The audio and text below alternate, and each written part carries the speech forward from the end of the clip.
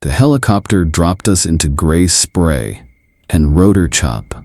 Hibernia rose out of the Atlantic like scaffolding built by giants, everything black with brine and humming with pumps. Wind cut through my hood. The helideck beacon strobed red at 1 beat per second, painting the deckhands in bloodlight as we ran for the hatch. Inside, the smell shifted. Ocean salt replaced by steel, detergent, and a faint sweet taint. Supervisor Karen Doyle stood past the muster board, hard hat under one arm. Her jumpsuit was clean but worn pale at the seams. She looked at me once and seemed to know too much already. "You're Ethan." Not a question. "Yes. Call me Karen. We don't do ma'am out here." She pressed a folder into my hands. Rig winter protocols. Corners bent from years of reuse. 4 rules. You follow them, you live. First, 0317, you check the feeds, you don't count windows. Second, if you see the yellow suit and she asks for the helideck, point but don't follow. Third, voices in the pipes or over intercom, ignore them. Fourth, if you see blue fire, you didn't. Clear? Clear, I said, though my voice didn't sound like mine. She didn't explain, she didn't need to. The locker room was narrow, damp with condensation. My assigned unit carried a faded stencil, Cole.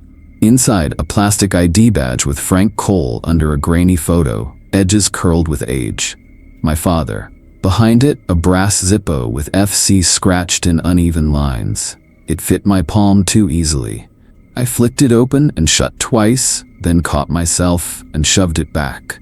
A folded crew photo sat on the bottom shelf. Christmas lights, coveralls streaked with dark stains. One woman circled in pencil, Eleanor Henderson.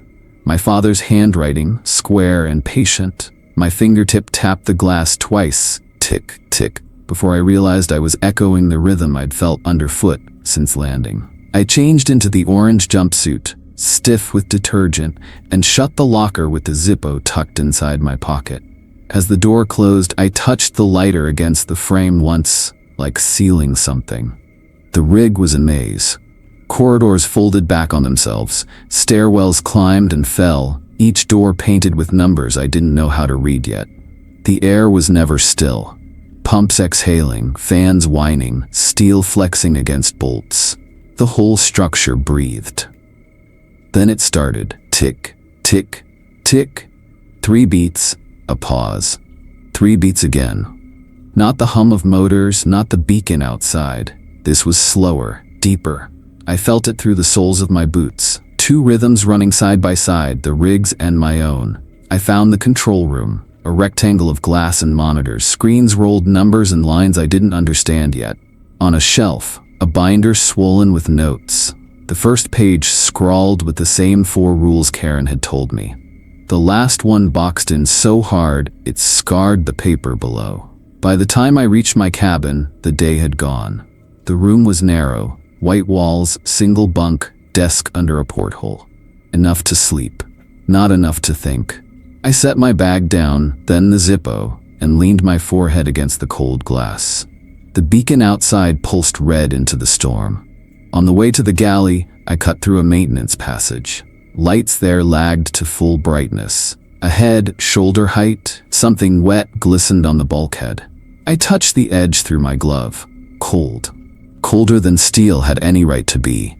My finger stuck for a breath before pulling free. It was a handprint.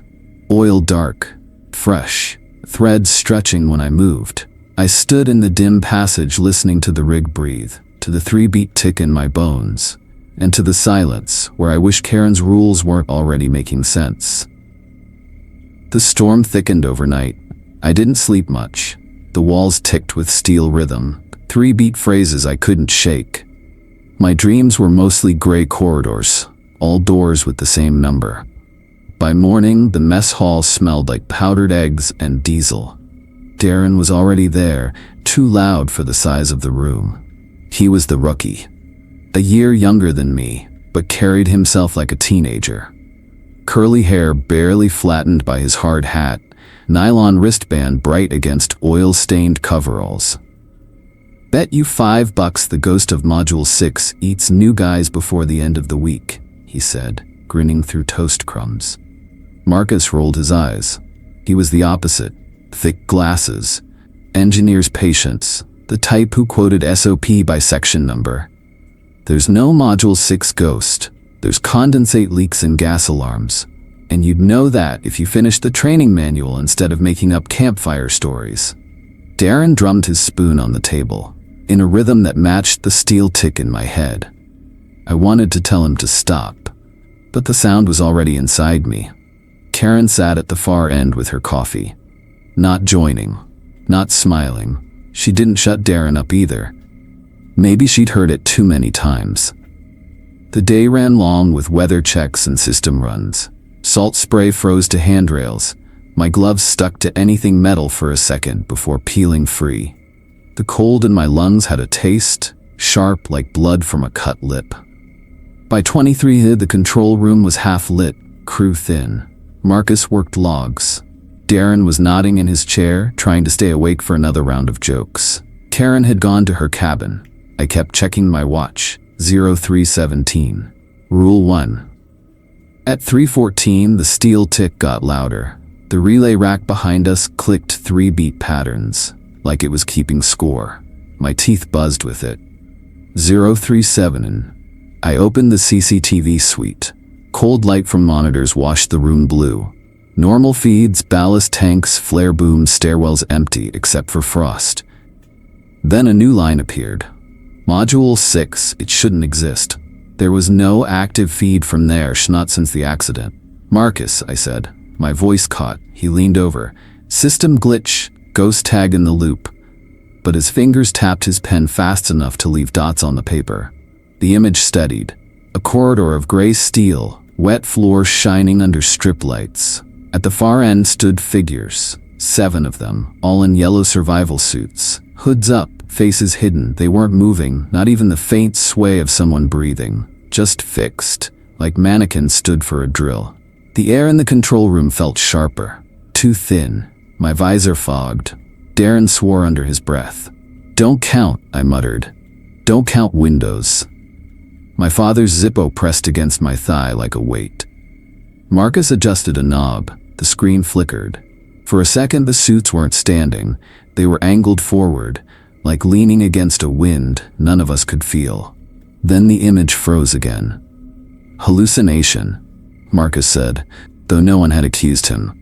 His hand trembled enough to shake the pen. Steel tick pulsed through the deck. Tick, tick, tick. My breath came in clouds inside the mask. It was too cold for an enclosed room. Too cold for anything.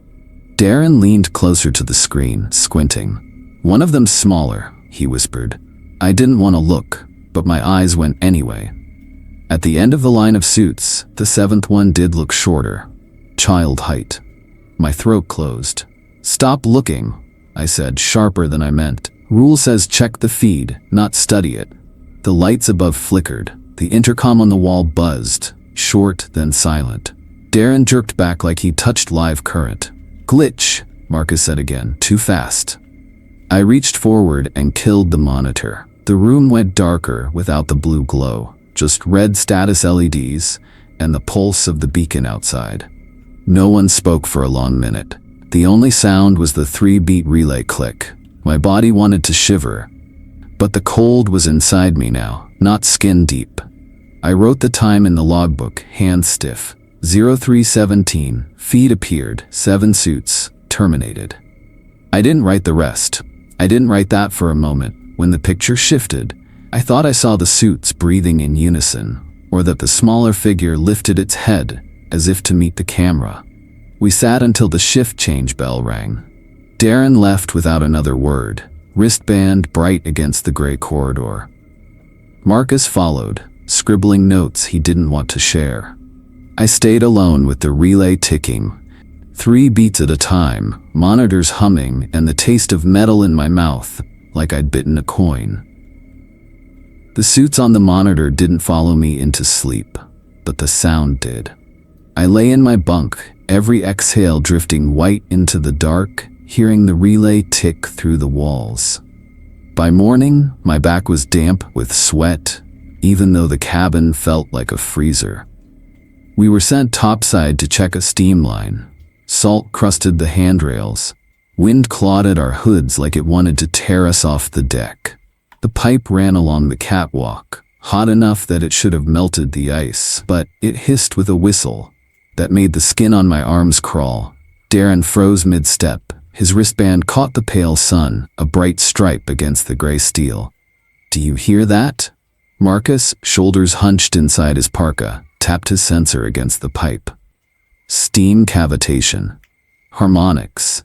Happens when the flow isn't balanced. Nothing new." Darren tilted his head, mouth slightly open, like he was listening to music. The whistle dipped and rose, a long metallic vowel. "Sounds like," he didn't finish. I pressed my ear close against the cold steel of the railing beside the pipe. The whistle sharpened. For a moment, it was just vibration, like a blown bottle. Then it shifted. Ethan, my name, dragged out, thin, stretched metal. I jerked back. My helmet knocked the railing, sparks in my teeth. Marcus frowned at his tablet. "Pressure's fine. You're spooking yourself." The sound swelled again, a drawn breath inside the pipe. Darren whispered, "It's a kid." His eyes were wide. Too wide. The intercom above us crackled, just a burst of static. My chest tightened. The cold drilled deeper than the wind, pressing into my ribs. Rule 3. Do not answer the voices in the pipes or intercom. The whistle twisted upward, then split into syllables. "Ethan, help." I forced my gloves tighter around the rail, grounding myself in metal. My pulse ran in 3-beat rhythm. Tick, tick, tick, matching the sound underfoot. Marcus shook his head, more angry than afraid. "You're hearing harmonics. Brain fills gaps. That's all. You want proof?" He knocked the pipe 3 times with his wrench. The sound answered. 3 knocks back. Perfect tempo. We all froze. Even Marcus. His hand hovered midair, grip whitening around the handle. Darren grinned too wide, like nerves had snapped into laughter. "She's knocking back. It's alive." "Shut up," I said, my voice scraped raw.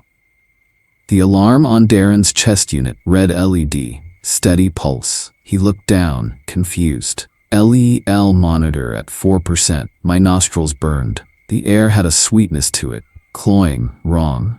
I swallowed, and it coated the back of my throat like syrup.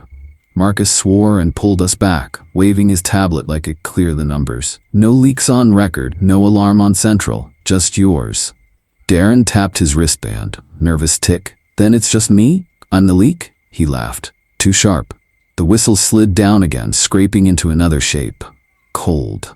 "Come closer." I wanted to run. Instead, I found myself reaching for the Zippo in my pocket. Fingers numb on the brass. My father's initials felt hot against the glove, though the air was freezing. Karen's voice cut through our radios. Flat, urgent. "Clear the catwalk, now." We backed away. The whistle rose one last time, stretching into a wail that carried across the rig, over the boom of waves. Over the scream of wind. It wasn't a word this time. It was crying. Darren turned back once, shoulders hunched, eyes bright with something I didn't want to name. We got inside, doors sealed. I leaned against the bulkhead, trying to breathe through the metallic taste in my mouth. Rule 3. Don't answer, don't listen. But the sound followed, not through steel, not through air, through memory. My father's voice on a bad cassette, stretched thin, warped. Marcus set his tools down with shaking hands. His notes were jagged, letters uneven. "It's physics," he muttered to himself, to us, to the walls. Just harmonics, just harmonics. I didn't argue, but in the silence after, I still heard the 3 knocks answering his wrench, echoing in the dark parts of the rig. By the 4th night, silence felt like bait. The rig never went quiet, not fully, but sometimes the sound shifted in a way that made me stop breathing. That's when the tick came back. 3 steel beats buried under wind and storm, like the rig itself was reminding me it was alive. Karen had us on night patrol, stretched thin. Marcus took the pump floor. Darren was a deck below, humming the same broken tune he'd whistled on the pipe walk. I climbed toward the heli deck, parka stiff with frozen spray. Every step rattled the catwalk, a hollow drum against the sea. The beacon above the helideck pulsed red, slow and steady, bleeding color into the fog. Each flash lit the brine-slicked circle of painted steel, like a heartbeat warning overhead. The flare boomed to starboard through a faint orange glow, but the mist ate it before it touched me. That's when I saw her. A figure in a yellow immersion suit stood by the guardrail. Hood zipped, visor down, gloves at her sides. Too clean, too dry. The wind tore spray sideways, but none of it clung to her. She raised a hand, not waving, beckoning.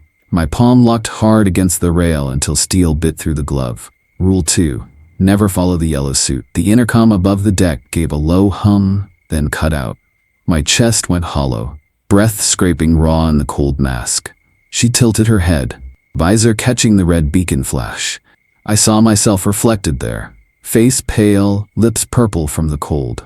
Then she pointed to the stairwell. Slow, deliberate.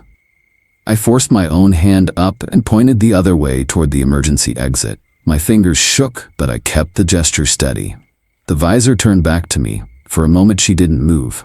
Then my H2S monitor shrieked. The air hit me like a fist. Rotten egg sharp, burning. My chest seized, ribs locking, lungs trying to collapse in on themselves. My eyes flooded, vision blurring. The inside of my nose felt flayed open. I tasted metal, heavy and wet, like a coin jammed flat on my tongue. I stumbled back 2 steps, boots slipping on brine. My mask filled with my own ragged breath. The visor stayed fixed on me, red pulse painting my reflection again and again. Ethan? It wasn't through the intercom. It was inside my helmet. Clear. Too close. My heart slammed, stuttering to the steel tick. I tore my eyes away, boots dragging toward the hatch. Each step heavier, like the air clung around my shoulders. 3 more beats, faint under the storm. Tick, tick, tick. Then the beacon flared again, and the deck was empty. Just the guardrail, dripping brine. I stumbled inside and slammed the hatch. The alarm on my monitor cut out mid-wail. Air was clean again, though my chest still burned raw, every breath rasping like sandpaper. I leaned against the wall, eyes closed, waiting for my heart to slow. The steel tick didn't come again, just silence. That's when I heard footsteps. Darren's laugh carried first, boyish and too loud in the empty corridor.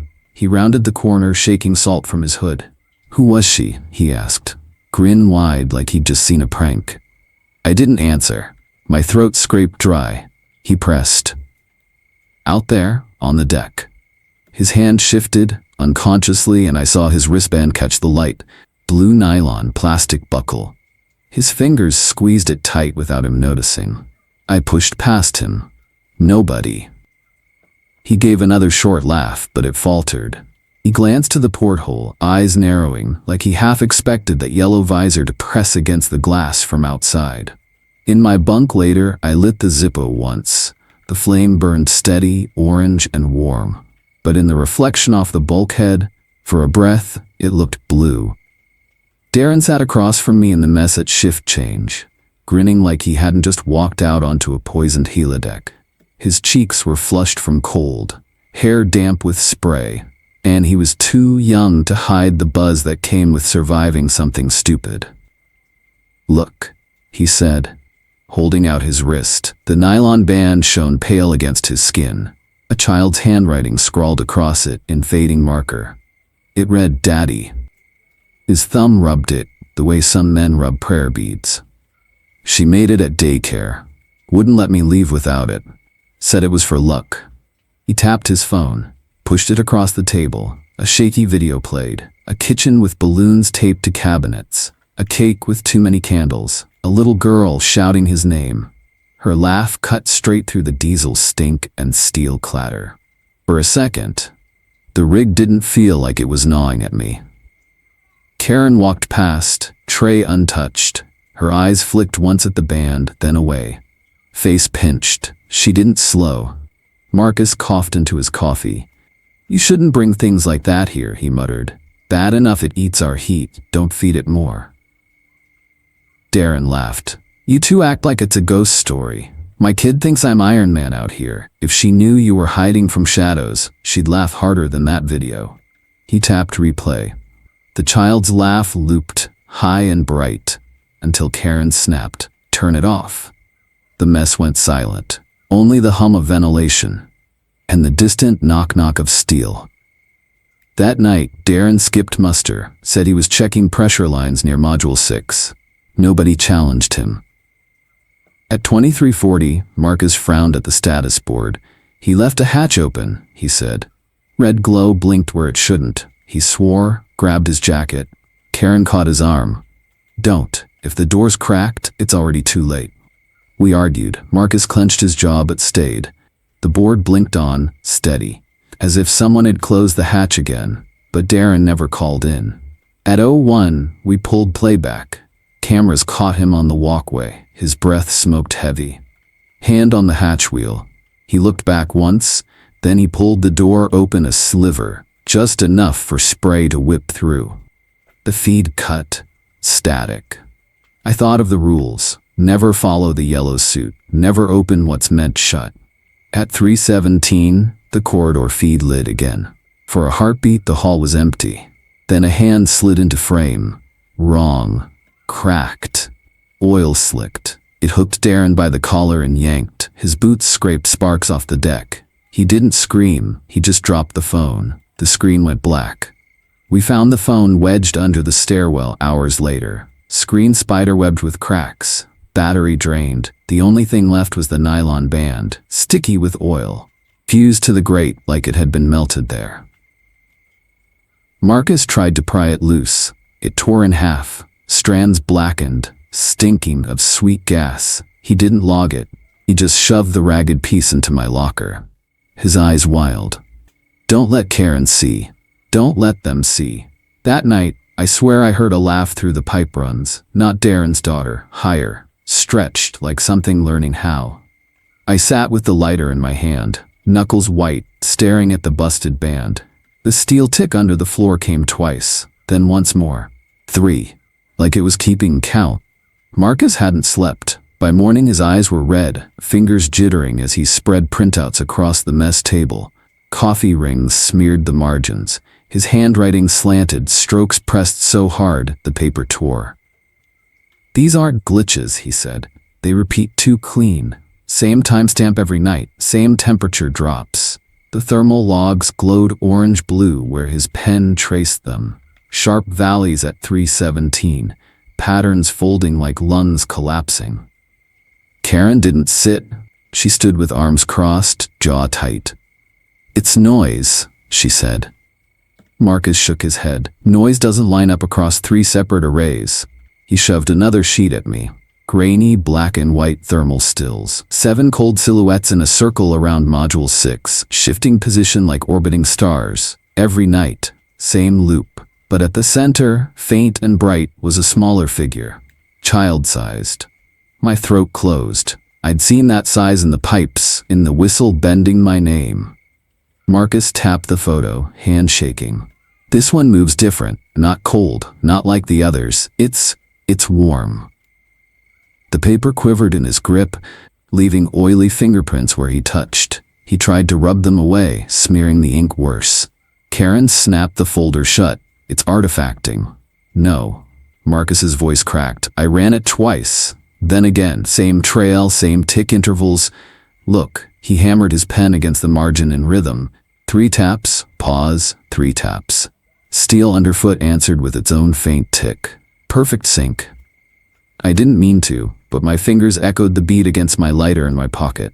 3, pause, 3. Marcus caught me. His eyes were wide, bloodshot, half terrified. You feel it too. Karen slammed her palm flat on the table, breaking the rhythm. Enough. We hold schedule. We don't chase phantoms. But her hand lingered a second too long, knuckles white. The rig's ventilation roared. Then cut. Silence. In that breathless gap, I heard it through the duct. A voice like Darren's daughter giggling. Warped, metallic. Marcus dropped his pen. It rolled, ticked twice on the steel floor, then stopped dead. Karen pushed off, muttering about rounds, and left. Marcus bent low over the photo. His lips trembled. It's not Darren, he whispered, but it learned his shape. I looked again. The small bright figure in the thermal stills, hands too long. Head tilted at an angle no child held. The longer I stared, the colder the paper felt, like it was leaching heat from my skin. Marcus pulled his sleeve down, tucked the photo under his jacket, his voice steadied only on the surface. "Don't tell Karen. If she logs it, we're finished. Just keep your lighter close." At 3:17 the bulkhead ticked 3 times and something faint knocked back, like knuckles on the inside of steel. Karen called me into her office. It was smaller than a container bolted to steel, lit by one low strip. Outside the porthole the beacon pulsed red, steady as a heartbeat against black sea. The storm leaned hard on the rig, bulkheads creaking like ribs. She pushed a folder across. Old photo, edges curled. Crew of 19 lined shoulder to shoulder, faces ghosted by time blurred except one woman. Clear, eyes direct. Eleanor Henderson. Beside it lay a second photo. One I hadn't seen. My father. Frank Cole. Younger than I am now. Helmet under arm, smile pinched but proud. It tapped once through the deck, then paused like it was listening. Karen's voice was lower than I'd ever heard. 17 died that winter. Blowout, fire that took hours to starve. Company scrubbed the record, called it a pressure test error. Her fingers pressed the photo, trembling. When she pulled them back, they glistened black. Oil seeped slow between the lines of her hand, dripping onto the paper. I smelled it, sweet, rancid, too warm for this cold office. "I was the 18th, she whispered. "I lived because I followed the rules. Reporters wanted names, families wanted blame, company made it simple. Stay quiet, keep your bonus, debt cold as contracts." The tick skipped a beat. My chest followed it, pulse tripped, hollow ache under my ribs. I caught myself pressing a palm against bone. Karen looked at me, eyes rimmed red. "Your father. He stayed on flare control. He held the line until the system purged. He burned so the rest of us could breathe. He's the reason I breathe now." My lighter felt heavy in my pocket. I set it on the desk beside Frank's photo. Brass caught the beacon pulse and went blood red, washing over his face. For a second, it looked like he was lit by fire again. "My father's hand must have been on that flare," I said, voice thin. "Same as mine is on this lighter now." Karen closed her fist, oil dripping onto steel tiles. "The rig feeds on what it takes. It doesn't forgive. It only counts." Her boots scraped the deck as she left. She didn't slam the hatch. The silence after rang too long, as if the hallway outside was holding its breath. I sat with the photo, the lighter, the smell of oil and salt. The beacon flashed red across Eleanor's clear eyes. That's when the duct above sighed. Not storm. Not air. A voice too low for words slid along the vents, warped thin, tape slowed then sped. It almost formed a syllable, almost my name. The storm eased just enough for the flare line to be visible from catwalk level. We were scheduled to check pressure bleed at dawn, though dawn out here only meant a thinner black. Marcus, Ethan, and I pulled hoods tight against spray. Karen trailed behind, clipboard to chest. The rig swayed slow, like it remembered something. Every sway made the catwalk rattle in ribs, the storm grinding its teeth through cables. Flare stack should have been burning yellow-white against night. Instead, a cold flame licked out. Blue as acetylene, but softer, like gas burning without heat. It made no shimmer, no IR wash. The steel beneath it didn't glow. Marcus froze. He pulled off a glove, testing the air. No heat signature. My sensors flat. His breath made more fog than the flame. The gauge needle ticked steady, mocking what we saw. The tick in the deck timed itself to the pulse of that blue glow. Not beat, but mimic. Every flare flick, the steel answered, tick, pause, tick. My own pulse stuttered with it, leaving a hollow throb behind my ribs. Karen's jaw worked tight. "We don't report this." Her voice had no room for argument. "We fear." The longer I stared, the less I trusted my body. Cold pressed through gear, though the flame gave nothing. My tongue filled with taste of copper, as if the blue light itself carried metal. My lungs drew in sharp, but air was empty, scrubbed too clean, stripping the throat raw. Even the wind seemed to hush, like the storm leaned in to listen. Then Darren was there. He stood at the far edge of the catwalk, half lit in blue. His coverall clung, oil slick, wristband bright on one hand. But his eyes were wrong. White glare, too wide, too still. Spray broke around him without touching. Marcus hissed, "Christ?" He lifted the thermal. Screen flared, Darren's shape burned hot white, then bled static. Around him, 7 colder figures ringed, orbiting like planets gone dead. Karen reached out a hand, then drew it back as if burned, though nothing touched her. "Don't look at him, it's not him." But Darren's mouth opened. His lips moved slow, delayed, like language lagged inside his throat. The sound followed seconds later, drawn thin through air. "Cha." "Oh." I didn't hear my name. I heard a child's voice. Darren's daughter, bright and wrong. Laughter stretched thin, bent metallic, poured out of his open mouth. My teeth rang with it. The flame leaned toward us then, the wind fought it back. No heat, only stench. Rotten egg sharp, sugar thick, eyes stung. I gagged behind the mask, chest locking as if ribs were welded shut. Marcus's gloves rattled on the rail. He muttered low, half to us, half to himself. "It's pulling, drawing warmth into nothing, into itself." Darren turned his head, slowly. Too slowly, like his neck was stiff with rust. His lips shaped a whisper we didn't hear with ears, but felt under sternum like the steel carried it. "Daddy." The word didn't come from him, it came from inside the deck beneath. The tick stopped for that one syllable. My heart tripped with it, vision graying at the edge. Karen shoved Marcus back toward the hatch. "We're leaving, now." But I stayed a step longer, frozen. Darren lifted his wrist. The nylon band, letters scrawled Daddy, caught blue flame. Shone clear even from meters off. The band burned without fire, blackened, melted, fell through him. He didn't flinch. The laugh didn't stop. For a second, I swear his eyes focused, just one flicker, like he saw me. My lungs froze, too full, too empty, and then the flame folded in on itself, sucked him and the 7 colder silhouettes into silence. Flare line snapped yellow-white again, as if nothing had happened. Heat shimmer returned. Pressure gauge ticked normal. The storm rushed back, hammering bulkheads as if it had been held outside and just got in. But the deck tick missed another beat.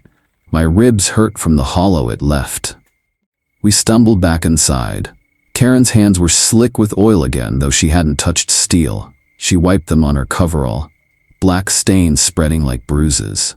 The smell of sweet gas lingered, clinging to her skin. Marcus slammed the thermal stills on the table. "No ghosting, no bleed," it recorded. His voice cracked high. "We can't not report." Karen cut him with a look so sharp it drew blood without blade. "Report and you'll give it your name. Rule 4 isn't for the company, it's for you." The hall went quiet. Storm thrashed against bulkheads, wanting in. In that hush, I still heard it. Not flame, not wind. 3 faint knocks from catwalk level, as if Darren's band had kept count.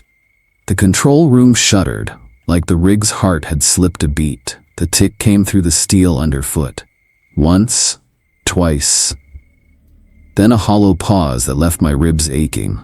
Marcus looked up from his logbook as if the pen had twitched by itself. Karen just stared at the wall clock, waiting. I knew the sound by now. Not storm, not pumps. A metronome carved into the rig itself. The overhead fluorescence flickered. For a second, I thought I saw condensation fall from the panels. But it wasn't water. It spread black where it touched the deck, like ink bleeding out of the lights. Then she stepped in. Eleanor Henderson. Not from the hatch, not from any door, but through the seam between console banks. Like she had always been standing behind the equipment, and the steel finally let her out. Her survival suit was the old model, heavy vinyl, but it sagged with oil stains that never dried. Slick dark patches moving on their own. Her visor was clear enough to see her face. Not skeletal, not monstrous, just calm. Too calm. Her voice was steady, almost kind. "Share it with us, just a little warmth." Marcus recoiled, dropping his pen. Karen didn't move. She stood pinned between Eleanor and the control board. Clipboard pressed to her chest like a shield. I swallowed copper. My tongue felt bitten through, though I hadn't closed my teeth. My knuckles brushed the bulkhead at my side, trying to anchor myself. The steel was colder than ice. Her shadow spread long across the wet floor, but wrong. The beacon from the helideck window beat its red pulse into the room. Every other shadow bent away from it. Eleanor stretched toward the light instead, sliding against physics, a smear of black running uphill. "Karen," she said softly, "you still owe us." Marcus hissed. "She shouldn't know your name." His voice cracked, almost breaking into a whisper. Karen's lips pressed white. "Don't answer." But the intercom rack beside the door clicked alive. No power feed, no switch thrown. A woman's voice, Eleanor's voice, came from the grill, doubled and hollow, like she was speaking with her lips pressed against metal. "Karen Doyle, debt carried, debt called." The words rattled through the room, each syllable shaking plates in cupboards. The control monitors blinked.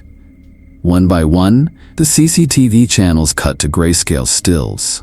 Not of modules, not of corridors, but of a crew photo I already knew. 1987. The Henderson shift. I'd seen the same photo in my locker, edges curled, faces faded. Now it was sharp, freshly printed. 17 men and women in bright survival gear, helmets tucked under arms. My father Frank among them, smiling awkwardly, shoulders hunched. Eleanor in the center, standing straight, eyes steady. On the monitors, every face collapsed into black hollows where eyes had been. Mouths stretched open into perfect O's, silent. All but Eleanor. She kept smiling, same as the paper copy, same as the woman standing before us. I blinked hard. The photo dissolved back into video feeds, but I knew the stills had burned in. The tick thudded again underfoot, too loud, rattling consoles. It wasn't keeping time anymore. It was counting down. My hand went for my pocket without thought. The brass Zippo, my father's. I snapped it open, wheels sparking. A flame rose, yellow, small, trembling.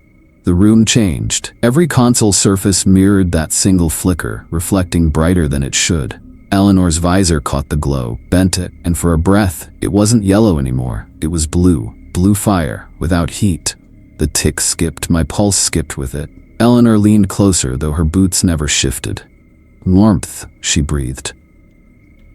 Her suit dripped oil that pooled at Karen's feet. Karen pressed harder to the board. The oil climbed the panel seams like veins, swallowing LEDs one by one. Each extinguished light popped faintly, like knuckles cracking. Marcus grabbed his logbook and hurled it at the intercom, pages scattering. "Stop feeding it names," he shouted. But the intercom only hissed with Eleanor's laugh, soft, maternal, unbroken. I couldn't tell if she was laughing with pity or hunger. The Zippo flame danced. It wanted to gut her, but it didn't. My hand shook so hard the hinge rattled, yet the flame held. Eleanor's visor mirrored it again, and I saw two fires layered there, yellow and blue, beating out of rhythm like two hearts in the same chest. Karen gasped, finally moving, smearing oil off the board with both hands. "Don't take him," she whispered. "Not to me, not to Marcus, to Eleanor. Not Frank's son. Take me instead." The shadow stretched farther, longer, spilling toward the helideck window until it touched the beacon's red pulse. The rig shook as if the two lights, red beacon, blue flame, were arguing over the same space. Then the fluorescence went out. Control drowned in black, except for the faint beat of the beacon outside. 1 second on, 1 second off. A false heart, the only pulse left to measure time. I closed the Zippo. The flame vanished, and for a moment I swore I still saw the blue glow after it should have gone. Eleanor was gone too, but her shadow stayed, soaked into the floor, like oil that would never dry. The beacon outside throbbed 1 red pulse per second. A false heartbeat holding the control room together. Then the real tick answered. Not the hollow 3 count I'd grown used to, but a grind. Slower, deeper, as though the rig's plates were straining under weight. My breath clouded in the room, though every gauge read nominal. The air itself felt stolen, siphoned. Karen clutched the board like she could steady the whole rig. Marcus wiped his glasses with shaking hands, though the lenses weren't wet. His logbook lay torn across the deck, pages dark with oil they hadn't touched. I turned toward the window. They were there. 7 yellow suits advancing along the catwalk, lit in the beacon's pulse. Their helmets faced forward, but no fogged breath touched the visors. The storm bent around them, spray breaking against invisible walls. Every step they took landed too softly. Steel not ringing, as if the catwalk carried them without contact.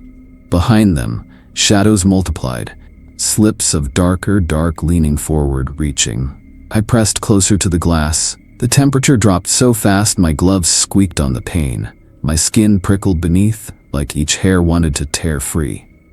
Karen whispered, voice raw, "They're drawing us out." I thought she meant toward the catwalk, but then I felt it, heat leaving my body. Like veins opening, my breath rattled. My ribs ached against parka straps, as if my own warmth was pushing outward through bone.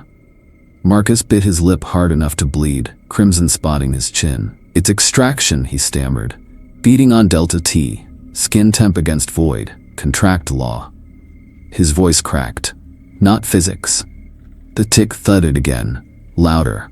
My sternum knocked with it. Through the glass, the suits moved closer. Beacon red licked their vinyl, then guttered into a gray shimmer that swallowed light. Their shoulders shook, not with effort, but like puppets quivering as strings pulled taut. I tore away from the window. We have to counterfeit it. Heat, not names. Karen's head snapped toward me, eyes wide and wet. For once, she didn't argue. We stumbled down the passage to the junction box alcove. Panels trembled with each tick, screws rattling loose. Frost feathered the bulkheads, though condensation had nowhere to come from. My hands shook as I ripped open the heat-tracing cabinets, copper bus gleaming in beacon pulses. "Marcus," I snapped. "Route auxiliary gas to flare line. Bleed every joule out there." He hesitated, blood running down his lip. "That could do it." The suits were closer now, pressing along the catwalk rails, their helmets tilted toward the control room window, though no eyes shone inside. One lifted its hand, glove glistening with oil. It left no print on steel. The whole rig groaned instead, a sound that traveled through bolts and bracing into marrow. Marcus lunged at the console, fingers trembling on the keys. The relay clacked, then howled, a pitch so low it crawled up my throat. Gas shifted through veins of pipe, the rig breathing against itself. I yanked the final breaker. The flare outside erupted. Red fire punched the storm's sky, so hot it shimmered the rain into steam. The window glowed, not with beacon light, but with furnace light. Molten and alive. The yellow suits froze. Helmets tilted back, shoulders jerking like marionettes yanked the wrong way. For the first time, sound came through the glass. Not storm, not steel. A chorus of groans stretched too far, tearing at once. The tick beneath us stuttered, missed, then returned offbeat, like a heart caught in fibrillation. Karen gasped, stumbling as if each wrong tick struck her spine. Oil seeped from her palms again, dripping down the breaker panel, sizzling where it met copper. She didn't wipe it away, she only whispered, "Death's burning." Through the window, the suits convulsed, vinyl crinkling, helmets vibrating. Red flare light cut through their yellow until both colors bled together, plastic melting into crimson silhouettes. Their shadows recoiled, pulling thin across the catwalk like elastic snapping back into dark. Then one stepped forward again, slower than the rest. Its visor caught the flare, and for a breath, I thought I saw my own reflection there. My father's features, worn but steady, staring back. Then the visor cracked. A spray of black oil hit the inside of the glass and vanished into vapor. Marcus shouted, voice breaking, "Hold it, keep the flame up, make them choke on heat." I gripped the breaker harder, though the copper burned through glove and palm. The flare roared higher, a tower of red against storm. Its light smeared across every surface, searing control and fever glow. The yellow suits wavered. One fell to its knees, oil spilling from helmet seam. Another collapsed sideways, limbs folding wrong, vanishing through grating as if floor rejected it. The steel tick lurched again, one last offbeat that shook teeth in my jaw. Then silence, except for the flare's thunder. Outside, the catwalk lay empty. Only streaks of oil shimmered in rain, already thinning as spray scrubbed them away. Karen sagged against the board, her eyes hollow, her lips moving without sound. Marcus slumped by the console, shoulders shivering, knuckles white. I looked down at my palm. The glove was torn, copper burns striped the skin already blistering. But the warmth stayed, mine, not theirs. For now. The flare still clawed red against the storm, but the suits hadn't gone. Not all of them. Their outlines staggered in the heat shimmer, peeling like wax left too close to fire. Vinyl skin sagged, helmets slumped. Yet their shapes refused to collapse. They clung to the rig with absence instead of weight, like gravity owed them nothing. The tick pounded beneath, offbeat, harder, each pulse a hammer in my ribs. It wasn't just steel now, it was a heart refusing to fail. No matter how broken. Karen slid down the panel, palms slick black, oil soaking through coveralls. "We didn't feed it enough," she whispered. "It'll take more. It always takes more." Marcus crouched by the console, glasses smeared, blood drying down his chin. His logbook lay open beside him, ink feathering in oil. He wasn't writing anymore. He was trembling, staring at the graphs like they were scripture, and he'd lost faith.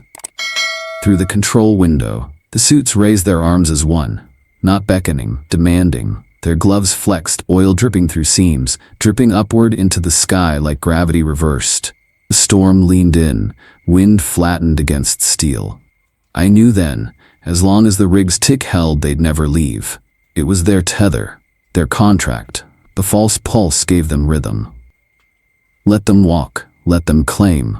The heart had to break. I shoved past Marcus toward the ESD cabinet, the emergency shutdown. Red painted, locked, untouched except in drills. Karen gasped behind me, voice raw. "You'll kill us with it." I slammed the lock bar open. My gloves slipped in oil, but I didn't stop. "Maybe," I said, "but not like this." The suits pounded the glass without sound. Their visors pressed forward, faces hidden by flare shimmer. One visor cracked, leaking oil in threads. The tick boomed again, louder, my chest concaving with it. I hit the switch. Every solenoid across the rig fired at once. Gas pathways rerouted. Relief valves screamed. Blowdown vents tore open with the sound of lungs forced wide. Pressure reversed down arteries of pipe and duct. A storm inside steel. The tick stopped.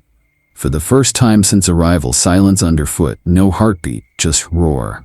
The rig exhaled. Cold vapor blasted from every vent, white plumes hissing into storm air. The catwalk shuddered. Bolts shrieked. Deck plates rang like struck bells. The yellow suits staggered as if strings cut loose, arms flailing. On the PA, static crackled. Then a voice. Not Eleanor, not the crew, my father. "Hold the line." I froze, hand locked on the switch. Karen's head lifted.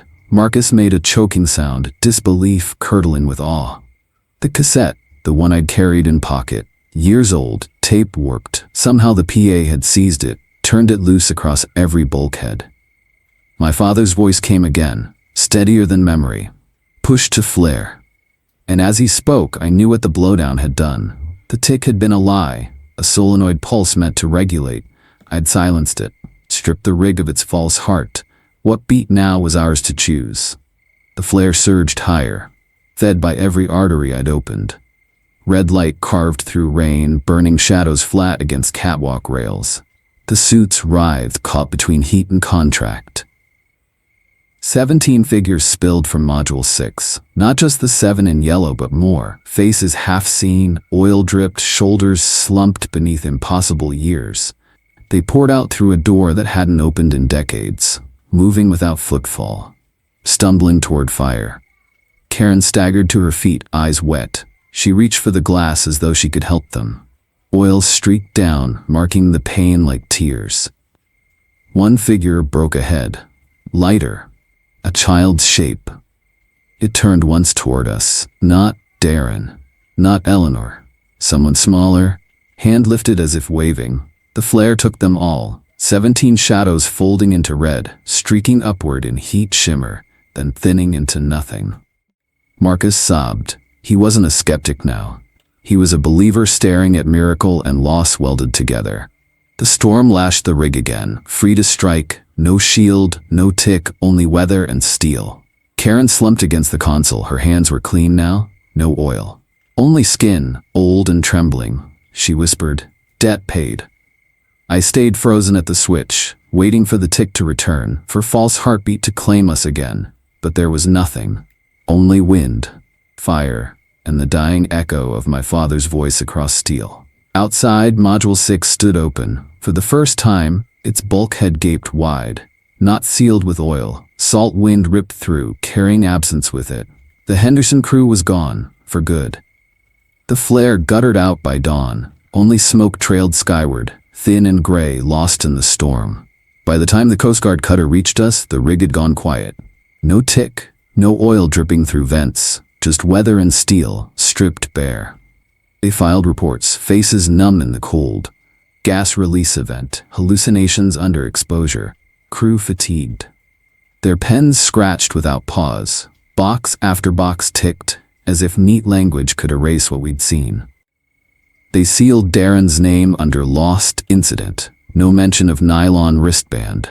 No mention of children's voices or yellow suits pressed against glass. Karen signed nothing. Her hands shook too badly to grip a pen. She handed in her badge and left without ceremony, a coat thrown over coveralls still streaked faintly with oil. I watched her climb the ladder to the cutter deck, shoulders smaller than I'd ever seen. She never looked back. Marcus stayed long enough to wipe his logbook dry. Ink blurred into storm stains. Then he closed it for good. "No graphs for this," he muttered. "Not to me. Not to anyone." He was gone before the next shift rotated in. That left me, the caretaker. The rig's corridors felt hollow without the tick.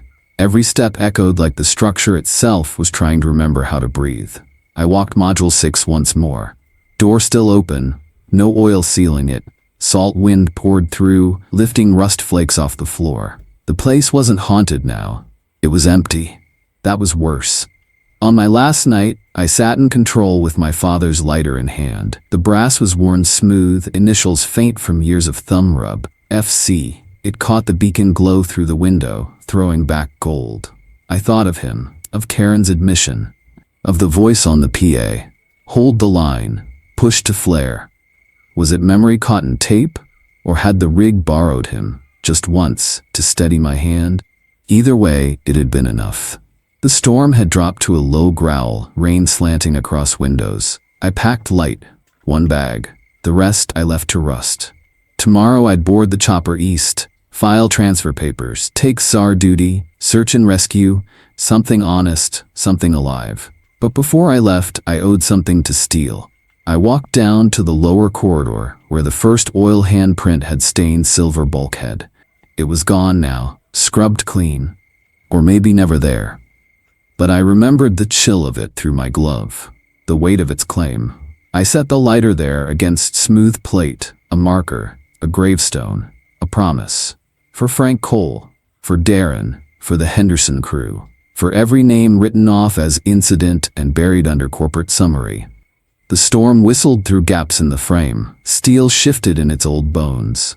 For a moment, I thought I heard the tick again, soft underfoot, like memory bleeding through. Then it came. Not the tick, 3 knocks. Light, deliberate, against the bulkhead where the lighter rested. I froze, every nerve screaming for rules I no longer needed. Not hunting, not debt, just presence. 3 knocks, like someone saying, "We're here, we're done, goodbye." I pressed my hand flat against cold steel. It didn't bite this time. No oil, no ice, just chill metal and winter air. The wind carried through, pulling my breath with it, as if the rig itself exhaled one final time. When I left, I didn't take the lighter. Some debts you don't carry forward. Some names stay where they belong. By dawn, the storm had broken. Sun split the horizon, pale and thin, but enough. The cutter's horn called me across the deck, and I went. Behind me, Hibernia stood alone against the Atlantic, beacon still pulsing red. Not as heart, not as trap, just steel. But I swear, even as rotor wash lifted salt spray, I heard it one last time, carried faint across the waves. 3 knocks, not warning, not demand, farewell. Comment your thoughts below, and don't forget to subscribe to Dr. Noctis for more horror stories from the dark.